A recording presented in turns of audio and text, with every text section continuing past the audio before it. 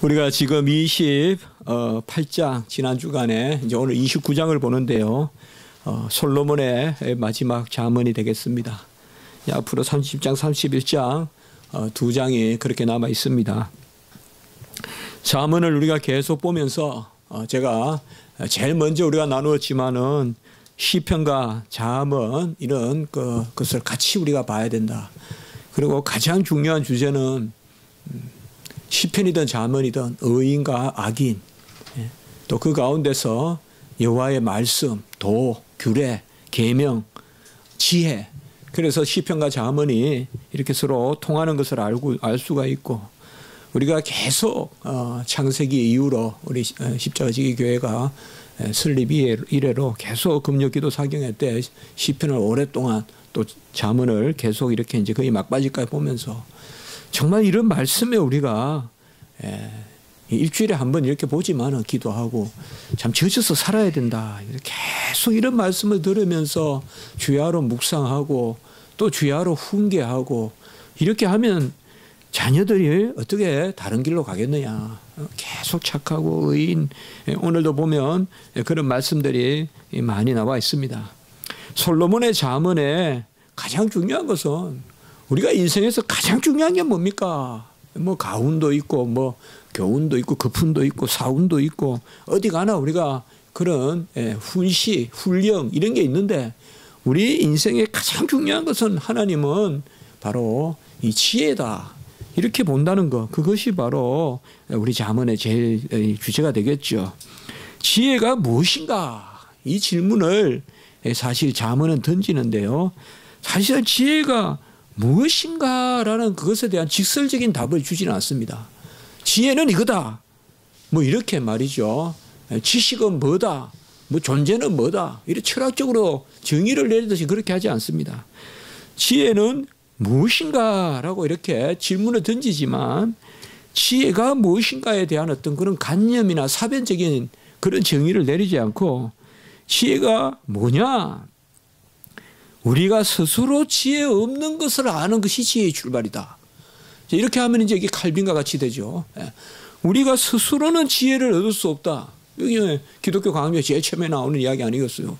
우리는 스스로 알 수 없고 스스로 가다할 수 없고 우리의 눈에 보이는 것은 조금만 어두운 것이 조금만 밝으면 희다하고 매일 뭐예요? 우리는 그게 그거라는 거죠. 우리는 분별력이 없다는 거죠. 하도 더러우니까 조금만 밝으면 그냥 희다고 하고 분별력이 없다는 건데 이 잠언에서도 솔로몬의 강조는 지혜가 가장 중요한데 지혜가 무엇인가 직접 대답하지 않고 지혜의 출발은 지혜 없음을 아는 것이 출발인데 이 지혜 없음을 아는 동시에 그 지혜가 누구에게 있나? 하나님께 있다. 그러니까 우리가 지혜가 없는 것을 아는 동시에 지혜는 하나님께 있다. 이 호크마라는 자체가 우리가 이제 구약의 호크마, 이 지혜가 신약의 로고스, 이런 말씀, 이런 개념과 우리가 통한다고 봤을 때 인격적인 개념으로 봐야 된다. 우리가 그렇게 말씀을 드렸잖아요. 그래서 이 지혜가 도로면 생명의 역사가 나타나고 섭리가 나타나고 이런 인격적인 개념이죠. 그래서 우리에게 지혜가 없고 지혜는 하나님께 있다. 그러면 지혜는 무엇이냐? 지혜가 무엇이냐? 지혜는 하나님께 있다. 사실 이설 답을 주지 않아요. 그리고 계속 지혜가 뭔가 한 절 이야기하고 있는 거예요. 어떨 때는 이렇게 하고 어떨 때는 저렇게 하고 그게 지혜롭고 그게 명철하고 계속 이야기하는 거지. 지혜가 뭐다 그렇게는 말하지 않습니다. 다만 오늘 말씀에서 보듯이 지혜로운 자가 누군가 이것에 더 관심이 있어요. 자, 한번 생각해 보십시오. 우리 인간이 지혜가 없어요. 하나님께 속한 거예요, 지혜는. 그러면 그 지혜는 하나님이 우리에게 주셔야 돼요. 그럼 지혜로운 자는 누구냐? 바로 그 지혜를 받아서 누리는 사람이 지혜로운 자다. 그래서 어떻게 보면 잠언의 주제는 굳이 우리가 지금 이 단계에서 이제 솔로몬의 잠언이 끝나는 오늘 시점에 봤을 때 지혜라기보다 어떻게 보면 잠언의 주제는 지혜로운 자다. 저는 그렇게 말씀을 나누고 싶어요. 지혜로운 자가 잠언의 주제다. 그러면 지혜로운 자가 누구냐 이 말이에요. 그 사람은 스스로 지혜 있다고 여기지 않고 하나님께 지혜가 있다고 여기고 하나님께 지혜를 얻기를 힘쓰고 하나님을 바라보고 하나님 품속에 머물고 그런 사람이 지혜로운 자다. 지혜라는 말이 많이 나오지만 잠언은 우리에게 교훈하는 것이 지혜로운 자가 누구냐. 그래서 지혜로운 자는 스스로 지혜로운 그러한 품성이나 자질을 지닌 사람을 뜻하는 것이 아니라 지혜로운 자는 스스로는 지혜가 없으나 하나님의 지혜를 잘 받아들여서 지혜롭게 되는 자가 지혜로운 자다. 내가 무슨 지혜를 가지고 있는 사람이 지혜로운 자가 아니라 지혜롭게 되는 사람이 지혜로운 자다. 그래서 지혜로운 자는 지혜롭게 되는 사람이고 지혜롭게 되는 사람은 다른 길이 없다. 여호와의 품에 안겨서 여호와를 떠나지 않고 여호와의 말씀을 듣기를 힘쓰고 여호와의 말씀을 강구하고 사모하고 그것이 바로 지혜로운 자다. 그러므로 무엇보다 먼저 지혜로운 자는 하나님 앞에서 하나님을 바라보고 있어야 되지, 지혜롭지 못한 사람은 사람을 계속 상대한다 이 말이에요. 나한테 지혜가 있다라고 생각한다면 누구하고 비교하겠어요? 사람하고 비교하겠죠. 자, 내가 지혜가 있어요. 그러면 너는 지혜 없다 이렇게 하겠죠. 그렇지 않겠어요? 이런 것이 어떻게 보면 가장 바리새인과 서기관들 그 예식주의자들을 주님이 이 땅에 와서 꾸짖으신 거예요. 사람만 가지고 상대하는 거예요. 네가 옳고 내가 옳고 하나님 앞에 서지 못한다 이 말이죠. 그래서 지혜로운 자는 하나님을 바라보고 하나님 앞에서 스스로 지혜를 가지고 있는 사람. 하나님이 나에게 지혜를 주시고 나는 그것을 즐거워하고, 어떻게 보면 이게 잠잠한 거예요. 그 지혜로운 사람 앞에는, 지혜로운 사람은 누구냐? 주 앞에서 잠잠한 사람. 하나님 앞에서 잠잠히 하나님의 말씀을 받아들이고, 오늘 9절의 말씀을 보시면 지혜로운 자와 미련한 자가 다투면 지혜로운 자가 노하든지 웃든지 그 다툼은 그침이 없느니라. 한마디로 변증은 해야 돼요. 진리를 우리가 온전히 선포는 해야 돼요. 그러나 여기에서 뭐예요?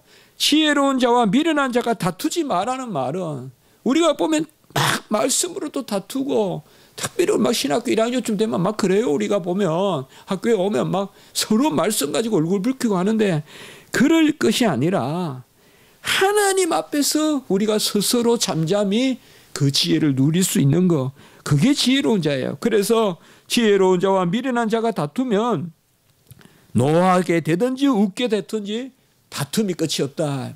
사람 바라보고 우리가 말씀을 전하고 말씀을 막 설득시키려고 제자들에게도 그렇게 하라 하지 않았잖아요. 복음을 선포하고 듣지 않으면 그냥 발을 털고 떠나라 그랬잖아요. 그러면 그 선포한 복음과 또 빈 복이 축복한 것이 우리에게 돌아올 것이다. 제자들에게 그걸 말씀해 줬잖아요. 그래서 지혜로운 자나 미련한 자가 다투지 마라. 하나님을 바라보고 그 지혜를 스스로 가지고 있으라. 정말 이거 우리가 잘 생각해야 될 부름입니다. 말씀을 선포하는 것과는 다른 이야기예요. 내가 옳다 하고 그것을 내 것으로 삼아서 너는 그러고 내가 옳다 이렇게 하지 말고, 말씀을 선포하는 것은 하나님이 옳다고 선포하는 거예요. 내가 지혜롭고 너는 미련하다고 다투는 이 자체가 벌써 뭐예요? 이거는 하나님의 복음과는 관계없는 거예요. 이거는. 그래서 하나님은 오히려 미련한 도구를 써서 지혜로운 하나님의 말씀을 전하게 하고, 우리가 뭐예요? 바로 그 보화를 우리가 가졌다. 그 보화를 우리가 가졌으니 복음의 보화를 가졌다고 하는 거죠.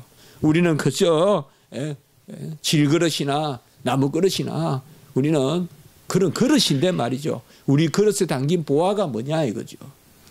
그게 지혜로운 사람이에요. 지혜로운 사람은 내 것을 가지고 주장하지 않고, 내 것을 가지고 다투지 않고, 내 것을 가지고 말하는 건 변증이 아니라고요. 그런 것을 우리가 좀 전문적으로 해요. 그게 알미니안적인 변증법이에요. 우리 기독교 역사에서 바로 하나님의 진리를 선포하는 게 아니라 하나님의 진리라 하면서 그걸 내 것으로 사변화해서 변증하는 것. 그걸 우리 알미니안적 변증법이라 그래요. 알미니안적 변증법을 가지고는 절대 우리가 복음 전도 같은 게 안 돼요. 막 시시콜콜 따지가지고 전할 것 같으면 안 된단 말이에요. 복음을 그냥 선포하는 거예요. 11절에도 보면 어리석은 자는 자기의 노를 다 드러내어도 지혜로운 자는 그것을 억제하느니라. 어떻게 이제 솔로몬의 마지막 부분에 이런 것을 말했겠어요? 정말 우리가 한번 그려보세요. 이 지혜로운 자가 누구냐? 하나님의 지식을 담고 내가 내 혈기로 내 주장으로 주의로 다투지 않는 사람이다. 그러면 결국 이러한 지혜로운 사람은 누구겠습니까? 하나님 안에서 하나님의 뜻을 분별하고 그것을 등이요 빛으로 삼는 자, 그 사람만이 지혜로운 자입니다. 오늘 3절의 말씀에 보니까 지혜를 사모하는 자, 아비를 즐겁게 하여도 창기와 사귀는 자는 재물을 잃느니라. 아주 극단적인 이런 비유를 쓰고 있어요. 한 사람은 성경을 읽으러 가고 한 사람은 창기를 만나러 가는 그런 모습이에요. 우리가 무엇을 할 것이냐 이 말이에요. 창기를 만나러 갈 건가, 지혜를 사모하여 말씀을 볼 것인가. 지혜를 사모하다라고 이렇게 말씀하고 있습니다. 성경을 어디에도 자기 개발을 이야기하지 않습니다. 우리가 뭐 성경을 읽고 우리가 복음을 전하고 할 때 자기 개발 전하는 게 아니거든요. 우리 순서가 잘못된 거예요. 자기 개발, 뭐 자기 암시, 또 내 기질 이런 걸 개발하는 게 아니에요. 지혜를 사모한다. 지혜를 사모하는 사람이 지혜로운 자다라고 이렇게 말씀하고 있어요. 지혜로운 자가 누구냐? 사실 아까도 말씀드렸지만은 잠언의 주제는 분명히 지혜지만은 잠언이 우리에게 지혜가 뭔가 직접적으로 한 센텐스로 알려주지는 않는다. 다만 지혜로운 자가 누구냐? 우리가 사실 그리스도의 의를 전가받고 또 하나님이 다 이루신 그 은혜를 우리가 말하지만 결국은 뭐예요? 은혜 받은 나가 있죠. 은혜 받은 내가 없이 은혜를 이야기할 수 없죠. 그렇죠. 은혜는 이거다. 우리가 정의 내릴 수 없죠. 아무도. 내가 은혜를 체험하고 내가 은혜 가운데 살고 은혜 받은 백성이 나죠. 내가 은혜 받은 백성이고 은혜 받은 자녀고 의를 내 것으로 삼아준 그러한 하나님의 자녀 대속의 의를 우리가 대속의 의를 받았기 때문에 우리가 그 의에 대해서 아멘하는 거죠. 마찬가지예요. 지혜를 그저 사변으로 이게 지혜다 저게 지혜다 뭐가 소피아냐 말해보자 어떤 소크라테스에 나오는 그라 철학자들이 말하는 그런 식의 논법을 펼치는 게 잠언이 아니에요. 잠언은 하나님이 지혜고 그래야 호크마란 말이에요. 로고스란 말이에요. 하나님이 지혜고 그 지혜를 주시면 그 지혜를 어떻게 우리가 누릴 것인가. 그러니까 지혜로운 자는 나를 개발하는 자가 아니라 지혜를 사모하는 자라 이 말이에요. 이게 우리 크리스천의 삶의 양식이고 이게 우리가 가장 추구해야 될 것입니다. 나를 개발하는 게 아니에요. 나를 개발하는 것이 필요해요. 그러나 그것이 본이 아니에요. 그게 주가 아니에요. 주는 하나님을 바라보고 하나님의 지혜를 사모하고 하나님이 우리에게 베푸시는 은혜를, 그래서 지혜를 사모하는 사람, 그 지혜를 사모하고 그 지혜를 우리가 받아들이기를 즐거워하는 사람. 오늘 1절에 보면 바로 책망을 받으면서도 목이 곧은 사람은 퇴망을 당하고 피하지 못한다. 이걸 역으로 오늘 말한 뭐예요? 책망을 받고 목이 꺾이고 나를 죽이고 나를 부인하는 사람은 이긴다 이 말이에요. 승리한다 이 말이에요. 오늘 역으로 읽으면 29장 오늘 1절의 말씀을 목이 곧은 백성, 이게 바로 구약에서 강팍한 백성들, 목이 곧은 그 이스라엘 백성들, 바로 뭐예요? 내가 옳다라고 하는 거예요. 하나님의 은혜를 받아서 내가 삶의 어떤 그러한 놀라운 빛의 역사가 나타나고 이러면 더 우리가 말랑말랑해지고 더 우리가 말이죠 잘 익은 전면같이 돼야 되는데 아주 목이 탁 곧아진다 이 말이에요. 그게 이스라엘 백성들의 계속되는 그러한 모습이잖아요. 바로 지혜로운 사람은 지혜를 사모하는 사람이고 아까 3절에 지혜를 사모하는 사람은 목이 곧지 않은 백성. 참 하나님이 말씀해 주면 예민하게 정말 어린아이 같이 정말 봄날의 그 연한 순같이 말이죠. 반응하고 그냥 겨울에 그냥 나무 껍데기 같이 그냥 아무 반응도 없고 이거는 그냥 살았다는 말만 있지 그냥 죽어 있는 그런 게 아니라 아주 봄날에 그 막 나는 잎사귀 같이 말이죠. 아주 색도 연하고 말이죠. 아주 예민하고 말이죠. 좋은 의미에서 그런 사람이 지혜로운 사람이다. 뭐 내가 이러면서 그래. 뭐 그 산이니 뭐 큰 산이니 큰 산이 있다면 잘 받아들이는 어리가이 같은 사람이 큰 산이지. 뭐 저 사람 안에 들어가면 그냥 모든 지혜가 다 있고 그게 아니죠. 정말 지혜로운 분은 기도하면서 하나님의 말씀에 민감하게 반응하고 하나님의 뜻을 수시로 묻고 사모하고 지혜를 백발이 무성해서도 하나님이 주시는 지혜 나의 삶의 경륜을 말하는 것이 아니라 나이가 들면서 목이 곧아지면 안 된다. 나이가 들수록 하나님은 정말 보면요 우리에게 생리적으로 나이가 드는 사람들에게 이렇게 해주는 게 있어. 제가 봐서 나이가 들면 눈물이 많아지잖아요. 이게 하나님 베푸신 은혜인데 말이죠. 저는 이렇게 드라마 같은 거 보면 그렇게 그냥 뭐 조그만 게 안 그런데 잠깐만 봐도 그냥 그렇게 그냥 눈물이 나오고 몰라요. 이제 살다 보면 이제 그런 기억나는 슬픈 일들도 있겠죠.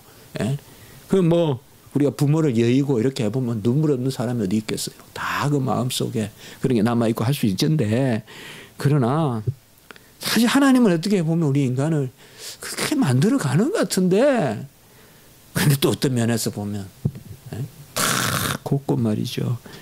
그걸 지혜로 착각한다면 나의 삶의 경륜이 지혜가 아니라 지혜로운 자는 잘 받아들이고 신약 시대 때 잘 받아들이는 것이 뭘까요? 설교를 잘 듣는 거예요. 구약 시대 때 잘 받아들이는 게 뭘까요? 구약에는 가장 중요한 것이 바로 아비의 훈계, 어미의 교양, 교양과 훈계 그걸 잘 받아들이라는 거예요. 그러니까 구약 시대 말씀에서 신명기에 나오는 자녀를 교육하고 자녀를 초달하고 자녀에게 주야로 말씀을 가르치라는 것이 오늘 신약 시대로 오면 교회 말씀 잘 들으는 것과 똑같아요. 구약은 가정 단위의 그런 개념이 많아요. 아브라함 가정에 들어가는 게 할례예요. 오늘날은 뭐예요? 교회에 들어가는 게 세례예요. 그래서 입교가 바로 세례와 입교가 있는 거예요. 그러니까 오늘 잠언에서 말하는 내 아비를 말을 순종하고 청종하고 내 어미에게 청종하고 이러한 말씀들은 다 뭔가 하면 오늘로 말하면 교회의 설교 잘 듣고 선포된 말씀 잘 들으라는 거 그게 구약의 자녀 교육이에요. 구약에. 그래서 뭐 구약에는 뭐 주일 설교 잘 들으라 그런 개념이 없으니까 구약에는 가정에서 자녀들에게 말씀을 잘 전하고 성전에서는 사실 구약 때는 말씀을 풀어서 해석하고 그런 게 없고 오늘 같이 시편 잠언 이런 것으로 이제 그 구약 시대 때 하나님의 경륜이죠. 이때는 신약 시대 때는 이제는 더 하나님의 말씀의 대언의 역사를 더 우리에게 맡기는 거죠. 신약 시대 때는. 그게 특별히 말씀 맡은 자로서 가장 귀하게 쓰이는 것이 이렇게 목회자라고 우리가 그렇게 직분을 생각해 볼 수가 있죠. 그래서 오늘도 여기 보면 17절에 보면 자식을 징계하며 그가 너를 평안하게 하겠고 내 마음에 기쁨을 주리라. 또 15절에 보면 채찍과 꾸지람이 지혜를 주거늘 임의로 행하게 버려둔 자식은 어미를 욕되게 하느니라. 이런 말씀을 왜 갑자기 이렇게 들락날락 가정의 이야기가 자꾸 나오냐, 아비 어미에 나오냐. 이게 신약 시대로 말하면 교회의 말씀 선포다, 그렇게 생각하시면 돼요. 교회의 말씀 선포를 이만큼 강조하는 것이다. 우리가 지난주 설교도 말씀드렸지만은 우리가 로마서 지난주에 7장 우리가 12절에서 14절 설교했잖아요. 이 책망, 그리고 금방 우리가 오늘 1절에 보면 책망을 받으면 목이 곧지 말아야 되고, 또 15절에 보면 채찍과 꾸지람이 지혜를 주고, 17절에 보면 바로 자식을 징계하면 그 자식이 기쁨의 근원이 되고, 이렇게 말씀하는 게 다 말씀을 잘 받아들이는, 오늘날로 말하면 말씀이 우리를 찌를 때 우리가 말씀을 잘 받아들이는, 정말 크게 두 부류가 있는 것 같아요. 어려울 때, 또 힘들 때, 이럴 때 교회에 더 붙어 있느냐, 아니면 더 교회를 멀리 하느냐. 좋을 때만 교회냐, 그 부분이 있어요. 또 어떤 사람은 보면 어려울 때 그것을 오히려 교회를 더 붙들고 사랑하고 더 그렇게 하는 사람이 있고요. 더 말씀에 붙여가고, 어떤 사람은 어려울 때 오히려 교회를 멀리하고 말씀을 멀리하고. 우리는 항상 평소에 이걸 생각해야 됩니다. 지난 시간에도 제가 아까 말씀했지만 채찍이 있고 징계가 있고 책망이 있을 때 지혜로운 자는 목을 곳곳이 하지 않고 그것을 잘 듣는 자가 지혜로운 자다. 말씀을 잘 받고, 구약에서는 부모가 가르치는 말씀 잘 받아들이고, 오늘날도 우리가 가정에서 그렇게 교육을 해야 되지만 오늘날은 교회에서 전하는 말씀 잘 받아들이고, 좋다 나쁘다 할 것이 아니라 본문 읽고 해석하고 하면 어쨌든 그것을 잘 받아들여요. 사실 그냥 생쌀 씹어 먹어도 오래 씹으면 달거든요. 그렇지 않아요, 여러분들? 생쌀 씹어도 오래 씹으면 달아요. 아무리 산에 진미를 차려줘도 먹는 사람이 벌써 불평하면서 숟가락을 뜨면 맛이 없어요, 그거는. 배부름에 벌써 그냥 음식 맛없다 그러거든요. 마찬가지입니다. 하나님의 말씀을 잘 받는 자. 겸손은 성령의 가마에 복종하는 것입니다. 지혜로운 자는 겸손한 자요, 겸손한 자는 성령의 가마에 복종하는 것. 저는 이렇게 정의하거든요. 겸손이 뭐냐? 어거스틴이 첫째도 겸손, 둘째도 겸손, 셋째도 겸손이라고 했는데, 겸손이 뭐냐? 바로 성령의 가마에 복종하는 것. 내 마음에 찔림이 있고, 내 마음에 감동이 있고, 내 마음에 자극이 있고, 박차가 있고, 내 마음에 비춤이 있고, 거울로. 그럴 때 아무 반응 없이 지나가는 것이 아니라 반응하는 것, 그것이 성령의 가마죠. 지혜로운 자는 성령의 가마에 복종하는 자다. 엘리 제사장같이 영적인 눈이 어두워서 지만 거창한 제사장이지 들리지가 않는 그러한 엘리가 아니라 사무엘같이 어려도 그 성령의 하나님의 음성을 드러내는, 그것이 바로 지혜로운 자다. 성령의 가마에 복종하는 것은 필히 말씀을 받아들이는 거죠. 개혁 우리 신학에서 가장 중요하게 여기는 게 말씀과 성령인데, 결국 이 말씀을 받아들이고 말씀에 아멘하는 자, 그 사람이 지혜로운 자다. 오늘 제가 29장에서 이렇게 결론적인 말씀을 해보려고 하는 것입니다. 23절의 말씀을 보면 같이 한번 읽어봅니다. 23절입니다. 시작. 사람이 교만하면 낮아지게 되겠고 마음이 겸손하면 영예를 얻으리라. 자문에서 지금 이런 말씀은 우리가 바로 연결시켜야 돼요. 뭐냐? 이 겸손, 성경에서 말하는 겸손은 성령의 감화에 복종하는 것이고, 그것은 바로 말씀의 감동에 복종하는, 우리에게 말씀이 찔리면 그 말씀으로 복종하는 것이다.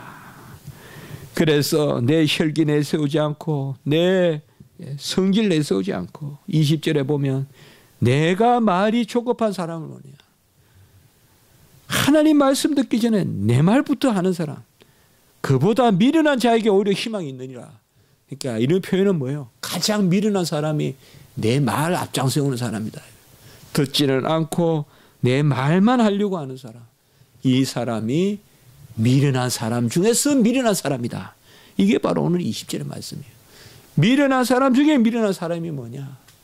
겸손히 하나님의 말씀을 받고, 책망하면 듣고, 아까 1절과 같이 자녀가 채찍과 꾸지람을 받고 징계를 받고, 그것이 지혜로운 자다 이 말이에요. 그게 겸손한 자. 그걸 우리가 아멘해야 돼요. 그럴 때 우리 성도의 삶이 온전함이 있어요. 그거 하나밖에 저는 없다고 생각해요.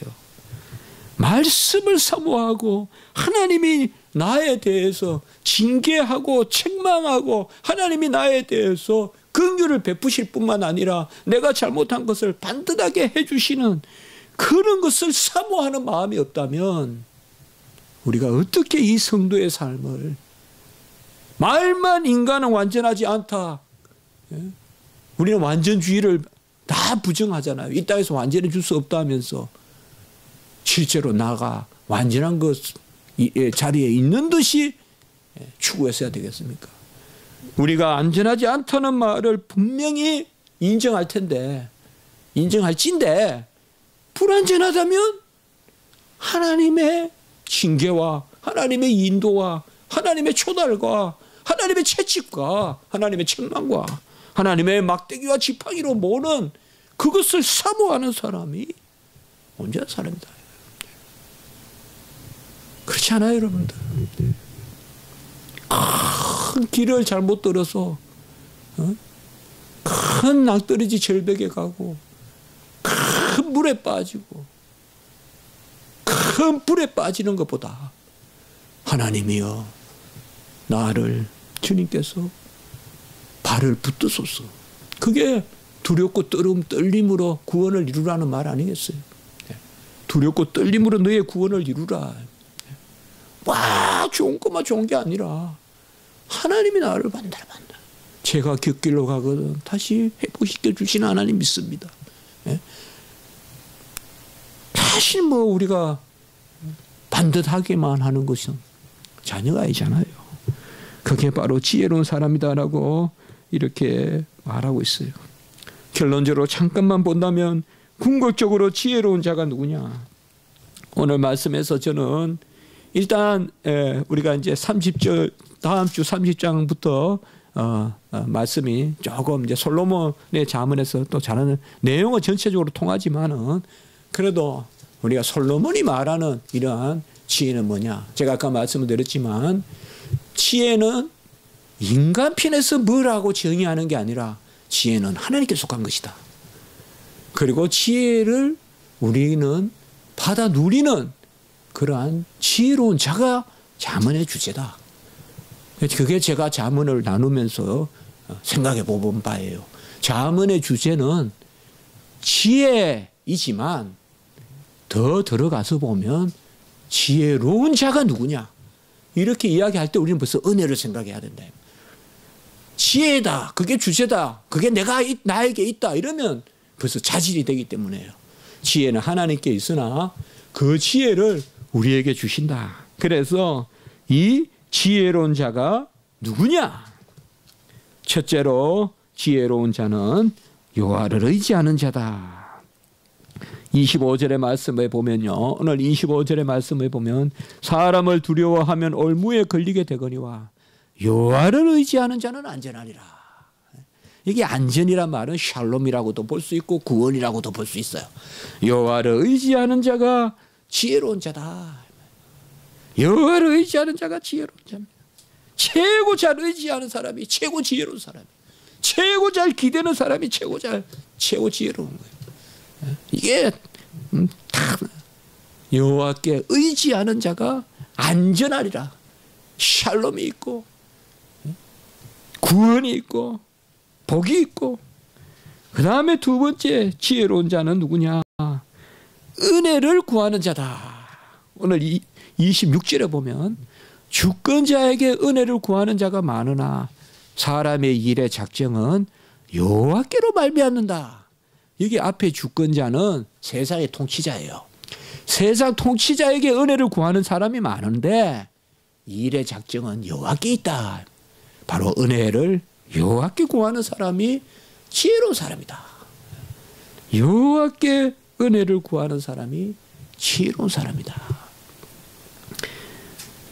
그러면 여호와를 의지하고 여호와께 은혜를 구하는데, 그러면 여호와를 의지하고 여호와께 은혜를 구하는 그 길이 뭐냐 이 말이에요. 하나님께 말씀을 받고 그의 말씀을 듣고, 그게 잠언이다 이 말이에요. 여호와를 의지하는 자가 복이 있고 은혜를 구하는 자가 복이 있는데, 그것은 뭐냐? 그저 세상 어떤 희락, 세상의 즐거운 것, 세상의 어떤 그러한 것을 누리는 게 아니라 하나님의 뜻을 알고, 시편하고도 통하죠. 하나님이 우리에게 주시는, 정말 하나님과 우리가 하나로 딱 붙어 있어서 그의 음성을 듣는 것, 그 듣는 사람이 지혜로운 사람이다. 이것이 오늘 18절에 보시면요, 묵시가 없으면 백성이 방자에 행하거니와 율법을 지키는 자는 복이 있다. 여기에 묵시를 예언이다 이렇게 해석하기보다 저는 그렇게 해석하는 것은 우리가 너무 성경 기록과 관계되는 그런 거창하게 가지 말고, 여기 묵시는 여호와 말씀을 듣는 거예요. 깨어서 여호와의 말씀을 듣는 거, 그게 묵시란 말이에요. 우리가 무슨 계시 받았다, 그걸 신비주의적으로 이해하는 게 아니라 하나님의 말씀을 내가 받는 거예요. 그렇다고 해서 막 새로운 성경을 기록하고 그게 아니라, 그게 지혜로운 자다 이 말이에요. 묵시, 내가 너를 함께 하노라, 내가 너를 돕는다, 내가 너와 함께 한다, 내가 너를 창대케 하리라, 내가 너를 멸류관 삼을 것이다. 그게 묵시다 이 말이에요. 묵시가 없으면 백성이 방자에 행한다 이 말이에요. 지 멋대로 행한다, 소견대로 행한다, 미련한 사람이다 이 말이에요. 사사기같이. 뭐 묵시를 거창해 보지 말고, 여호와께 아까 나왔죠. 여호와를 의지하고 여호와께 은혜를 구하는데, 그저 뭐 달라면 하는 게 아니라 묵시 가운데, 곧 뭐냐, 기도하면서 하나님의 말씀을 듣는 것, 그것이 없으면 방자에 행하거니와. 이 지혜로운 사람이다 이 말이에요. 저는 이 묵시라는 단어에 대해서 잠언에 이번에 설교하면서 이 단어가 꽉 박히는, 묵시를 그렇게 해석해야 된다. 여기 묵시라는 말은 무슨 예언서, 다니엘서 그런 수준에서 읽을 게 아니라, 여기 묵시는 하나님이 살아있는 말씀으로 우리에게 들려주시고 깨닫게 해주는, 육의 귀로 듣는 게 아니라 하나님을 의지하고 하나님께 붙어 있어서. 그래서 우리가 시종일관 잠언에서 말한 지혜는 뭐냐? 여호와를 떠나지 않는 게 지혜다. 거기에 딱 붙어 있어가지고 그와 동행하고 그의 음성을 듣고, 그게 지혜다. 그렇게 우리가 나누지 않았습니까? 그래서 묵시가 없으면, 이건 뭐 많이 그냥 신비주의적으로 막 자주 인용하고 그런 구절인데, 그렇게 구절로 인용하면 제가 봤을 때는 절대 잠언의 말씀과 맞지 않아요.